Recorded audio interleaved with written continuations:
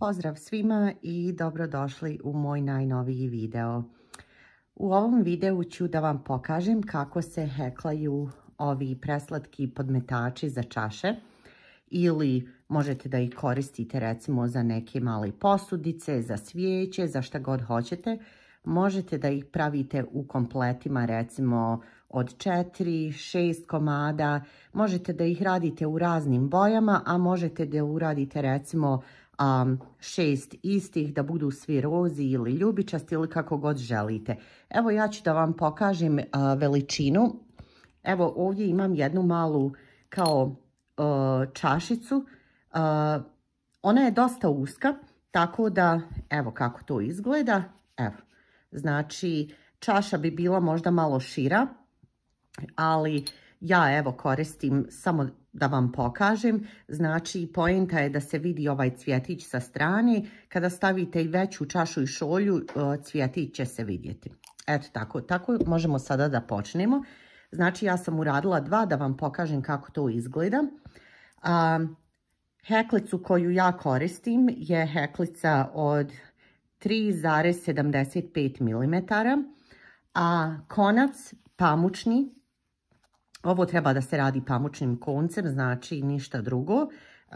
Evo ga ovdje. Evo da vidite, znači 50 grama, 77 metara. Ovaj pamučni konac je malo deblji, znači ovo nije onaj konac za heklanje stolnjaka, već je deblji. Tako da nađite nešto slično tome, znači ne mora da bude isti kao moj, ista debljina, može malo tanji, malo deblji, nebitno, ali samo nemojte da bude jako tanak. I treba će vam znači 3 boje, ova jedna glavna, treba vam zelena i boju cvjetića koju hoćete, naravno tu su i makazice koje će vam trebati, eto tako. Sada možemo da počnemo ovako. Počinjemo u sredini, naravno, i radimo 10 visokih stubića u ovom krugu. Znači, ja sam već uradila lančić od 2 petljice i sada ću još da uradim 9 visokih stubića.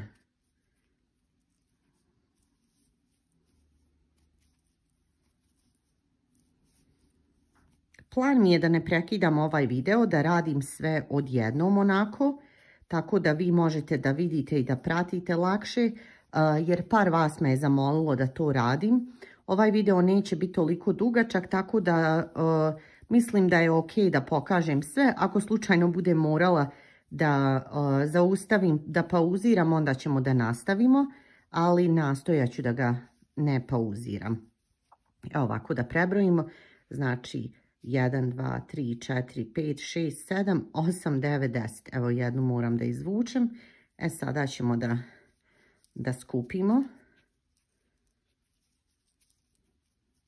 I sada ubadate u ovu prvu petljicu gore. Ovdje. Da sastavimo.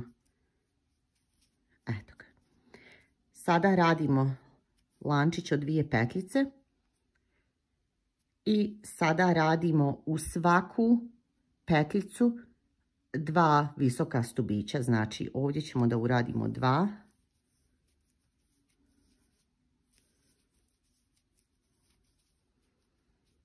U sljedeću 2.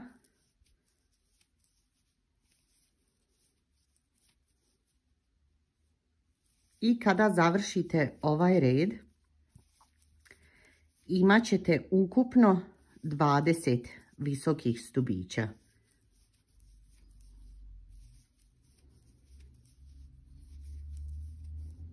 Što se heklice tiče, kada birate heklicu, za ovaj konac oni predlažu, čini mi se da je heklica od 4,5 ili možda čak i 5 mm, ali ja sam izabrala tanju, zato što hoću da mi podmetači budu onako fini i da ne budu rupice između ovih petljica. Pamuk kada se opere, on jako fino izgleda, tako da podmetači se većinom prave od pamučnog konca. Sada, evo, samo hoću sada da vam pokažem ovo. Znači, ovo je bio lančić od 2 petljice. Onda sam radila u svaku petljicu po 2, znači 2, 4, 6, 8, 10, 12, 14, 16, 18. Znači, uradit ću još jednu, 19. petljicu. Znači, radim je u ovu ovdje, pored ovog lančića od 2. Znači, ovo je 19. I ovu prvu brojim kao 20. Tako da imamo 20 petljica. Eto ga, to bi bio drugi red. Evo nas na početku trećeg reda. Znači, treći red se radi ovako. Lančić od 2 petljice. I onda u ovu prvu petlju radimo 1 visoki stubić. U sljedeću petljicu radimo 2. Onda opet 1 visoki stubić, pa 2 zajedno. I tako sve u krug. Na kraju ovog reda imat ćete tačno 30 visokih stubića.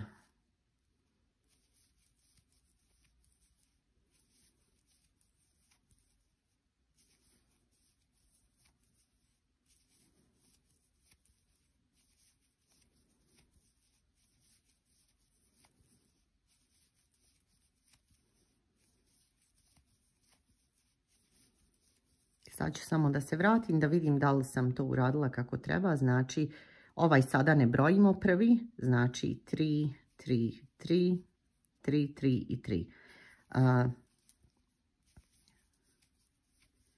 1, 2, 3, 1, 2, 3, 1, 2 i 3. I sada kada smo došli pred kraj, vidite kako mi je ostalo. U ovu ovdje petljicu ću da uradim 1 stubić i pošto ovu prvu nisam brojala, u tu istu petljicu dole radim još 1 stubić. Znači, ovaj posljednji i prvi se broje kao 2 zajedno i tu sastavljamo rad. I sada izbrojite da znate da imate tačno 30 stubića. Ako vam se rad ovako malo uvija, pošto radimo sa pamukom, samo malo slobodno ovako razvucite i vaš rad će biti ravan. I to je to. Sljedeći red radimo isto kao i treći. Znači, lančić od 2 petljice. U prvu radimo 1 stubić, onda radimo 2 zajedno. 1 stubić, 2 zajedno.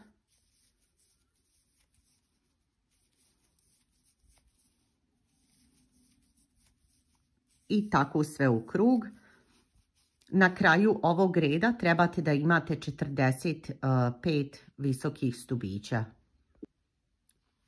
Evo, ja sam se približila kraju ovog 4. reda. Završavamo ga isto kao i treći red. Znači, ovdje ide 1 visoki stubić i ovaj posljednji će ići gdje je bio i prvi, tako da to budu 2 stubića zajedno.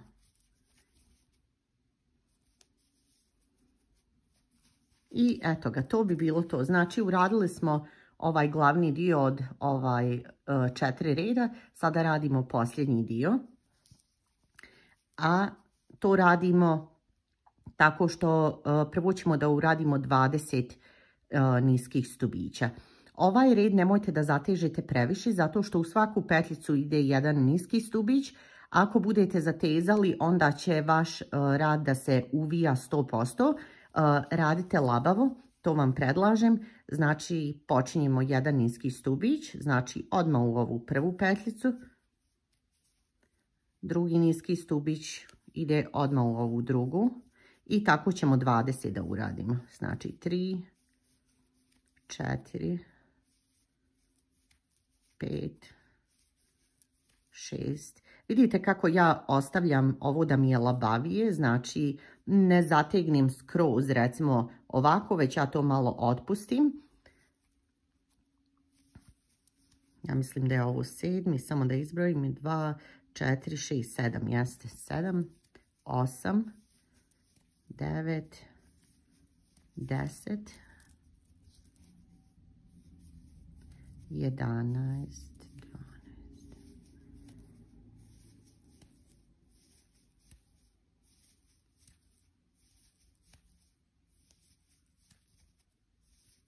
19 i znači 20. stubić nećemo da radimo, ostavit ćemo ga ovako, uzimamo zeleni konac, ostavite malo duži rep iza i završit ćemo ga zelenim koncem, zategnite ovo malo, tako treba da izgleda. E sada, radimo ovako, kao da radimo visoki stubić, ali ćemo samo jednom da provučemo i da ostavimo. I tako ćemo 5 puta. Znači 2, 3, 4 i 5. Evo vidite, sada imate 6 petljica na heklici. Ovu prvu zategnite i provucite kroz sve petljice. I onda uradit ćemo jedan lančić. I onda opet u sljedeću radimo isto. Znači 1, 2, 3, 4 i 5. E sada, nećemo da provlačimo zelenim koncem. Makazama prerežite ovaj krem ili koju god boju ste koristili i sa njim zatvaramo ovu zadnju petljicu. I onda radimo niski stubić u sljedeću. Znači, do kraja treba da imate 23 niska stubića. Znači, 1, 2, 3, 4, 5, 6, 7, 8.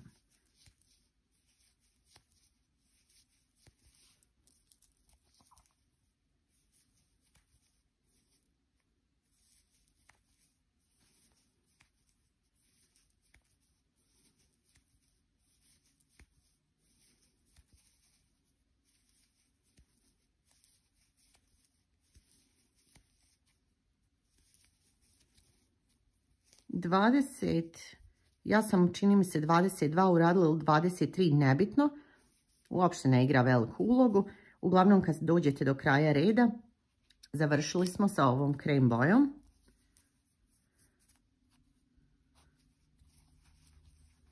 Ipak mislim da je 23 stubiće. Naravno, opet razvucite malo i to ovako izgleda.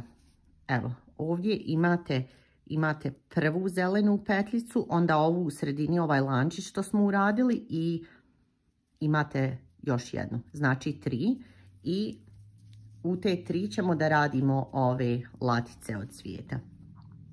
Zelenu boju možete da presiječete da vam ne smeta. Sada prelazimo na drugu boju, znači na boju vašeg cvjetića. Ja ću ovaj put da uradim crveni cvjetić i to radimo ovako. Samo malo.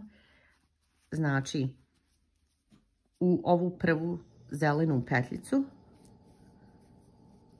uradit ćemo lančić od 3 petlje i radimo 5 visokih stubića. 3, 4 i 5. Znači, prvo smo uradili lančić od 3 i onda lančić od, 5 visokih stubića. Onda radimo lančić od 2 petlje i ovdje spajamo mrtvim bodom. Znači uradili smo jednu laticu, onda opet spajamo mrtvim bodom ili slip stitch, kako god hoćete. Ovo malo zategnite, onda opet lančić od 3 petljice i 5 visokih stubića. Ovdje će da bude malo usko, neće biti baš puno mjesta, ali može da se uradi. U tome je i poenta.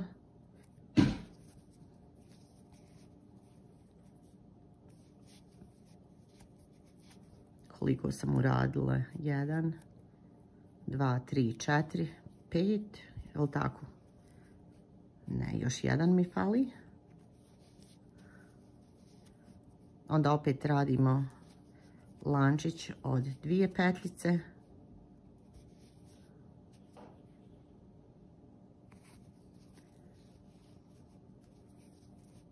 Mrtvi bod u sljedeću petlju. Uradimo lančić od 3 petlje. I onda opet 5 visokih stubića.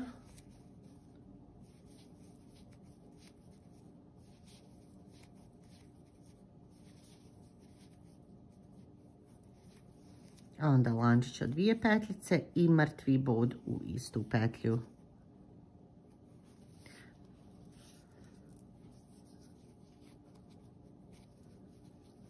Ovdje možete da presiječete crveni konac.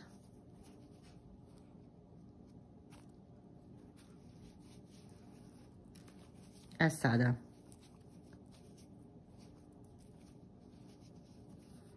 zategnite ovdje iza ovaj zeleni i krem, kao i crveni, da vam se ova prva latica skupi. I eto ga, to bi bilo to. Znači, tako se rade latice. Uvucite ovaj konac iza, tako da se ne vidi. To vam neću pokazivati, to svi znate kako se konac uvlači. A ja ću sada da uradim ove ovdje, kako se to kaže, petiljke, jel tako? Znači, uzimam zeleni konac. Možete da ih radite kako god hoćete. Evo, ja sam recimo, ova dva uopšte ne izgledaju isto, ali bitno je da se sastavljaju tu dole negdje. Tako, okrenut ću vam da možete da vidite. Morate da okrenete ovako i da krenete sa desne strane, da možete da idete prema dole. Znači, uhvatite bilo gdje ispod ovog zelenog što smo uradili i to će ovako da izgleda.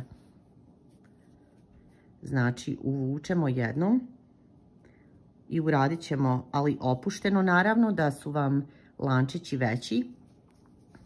I sada ovo maknite nazad da vam ne smeta i uvlačite bilo gdje hoćete. Znači, idemo u ovu petljicu ovdje i provučemo. Onda ubodemo opet u sljedeću i provučemo. Evo, možete da vidite kako to do sada izgleda. Uradit ćemo još nekoliko. Ja ću ovdje. I još u jednu. Sad mi se ovdje malo izvuklo. I to bi bilo to. Ovaj dio ću da presječem. Eto ga. Ovaj zeleni konac uvucite nazad i onda radimo sljedeću petiljkicu. Evo vidite kako to kod mene izgleda. Znači sada hoćemo da nam se petiljke spoje negdje ovdje i da ovo bude dole samo onako. Ali vi možete da uradite kako god vi želite. Znači krećem naravno ispod ovog zelenog, provučem heklicu, uhvatit ću konac i provučem jednom, znači uradim jedan lančić i stavim ovaj konac nazad i sada idem samo dalje gdje god hoću. Uvodim čisto da to izgleda kao neka petiljkica. Ovo ne možete da pogriješite, mislim, radite onako kako vi želite, kako se vama sviđa.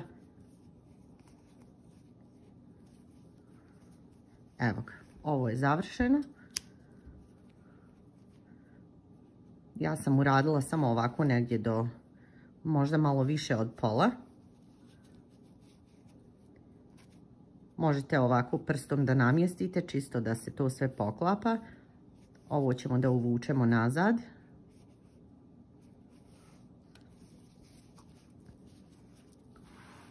I eto ga, to bi bilo to. Sada kada se ovo sve nazad fino uvuče, vi ćete da imate jedan presladak podmetač za čaše. Isto tako, recimo, dobra ideja, možete ovako da ih izložite, da napravite nekoliko. Evo, vidite kako to izgleda. I možete ovako da ih držite na stolu. Možete da ih stavite da stoji u nečemu ovako, ali ja bi to recimo ovako uradila. Uradila bi toliko podmetača da mogu da pokrijem skroz okolo, da se vide ovi cvjetići, ove latice, tako da bi to jako, jako slatko izgledalo. Eto vam jedna ideja. Eto ga, to bi bilo to.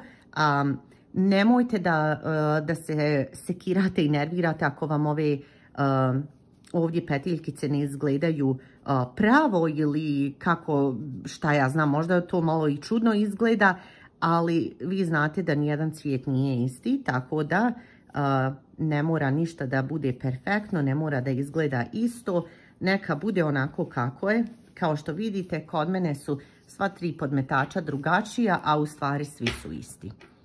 Eto ga, drage moje, to bi bilo to za ovaj video. Nadam se da ste uživale, nadam se da vam se ova obuka svidjela. Zamolila bih vas da stavite jedan like i da me zapratite jer to mi stvarno puno znači. Puno vas pozdravljam i vidimo se u sljedećem videu. Ćao!